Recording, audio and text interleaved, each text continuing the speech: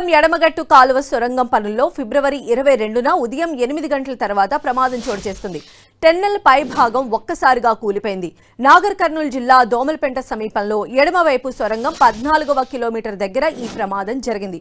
3 మీటర్ల మేర cement segments కుంగిపోయాయి. దీంతో కార్మికులు సిబ్బంది లోపలే చిక్కుకుపోయారు. ఆ సమయంలో అక్కడ మొత్తం 50 మంది ఉండగా అందులో 42 మందిని సురక్షితంగా బయటకు తీసుకువచ్చారు. వారిలో 13 మందికి గాయాలయ్యాయి. మరో 8 మంది మాత్రం లోపల చిక్కుకుపోయారు.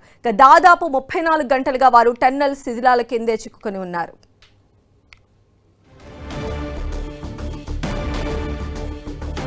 సొరంగంలో సహాయక చర్యలకు అడుగడుగున అవాంతరాలు ఎదురవుతూ ఉన్నాయి. అటు సమయం గడుస్తున్న కొద్దీ లోపల కార్మికులు ఎలా ఉన్నారనే దానిపై అందరిలో కూడా టెన్షన్ నెలకొంది.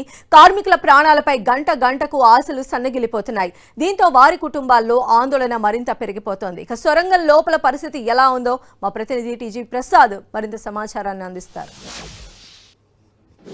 శ్రీశైలం ఎడమ ఉన్నటువంటి నల్గొండ జిల్లాకు సాగునీరు తీసుకువెళ్లేందుకు ఏర్పాటు చేసినటువంటి ఎస్ఎల్బిసి టన్నల్లో ప్రమాదం చోటు చేసుకుంది. ఈ ప్రమాదంలో 8 మంది కార్మికులు చిక్కుకోవడం జరిగింది.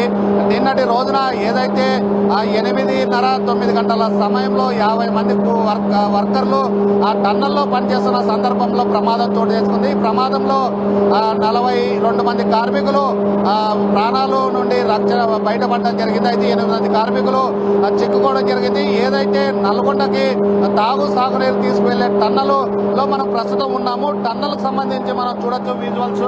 ఈ టన్నల్ అంతా నల్గొండ జిల్లాకు సంబంధించిన వాటర్ సాగునీరు తీసుకువెళ్లేందుకు దాదాపు 45 కిలోమీటర్లు ఏర్పాటు చేసినటువంటి ఈ టన్నల్లో గత 5 రోజుల క్రితం వర్క్ ప్రారంభం కావడం జరిగింది. ప్రారంభమైన సందర్భంలో 50 మంది కార్మికులు పనిచేస్తున్న సందర్భంలో పైన ఏదైతే టన్నల్లో ఉన్నటువంటి పెక్కులు ఊడిపడడంతో కార్మికులంతా భయాందోళనకు గురై 42 మంది పరుగులు తీసిన సందర్భం.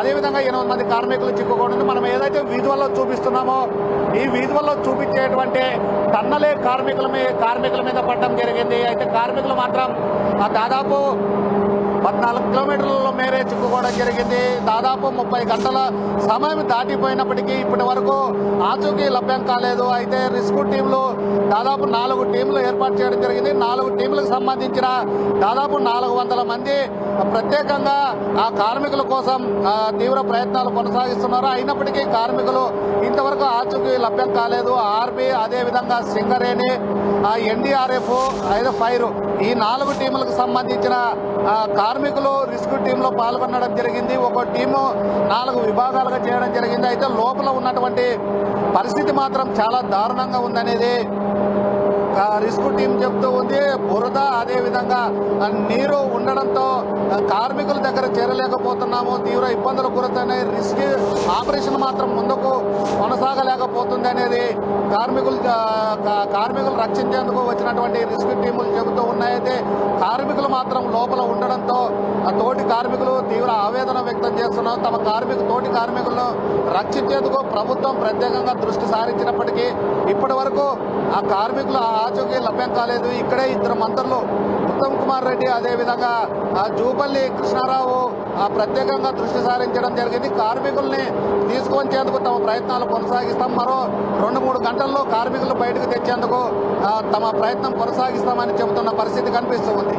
ఇది ఎస్ఎల్బిసి టన్నల్లో ప్రమాదానికి సంబంధించిన తాజా పరిస్థితి. కెమెరామెన్ రమేష్తో TG Prasad, 10 TV, Srisailam SLBC tunnel నుండి.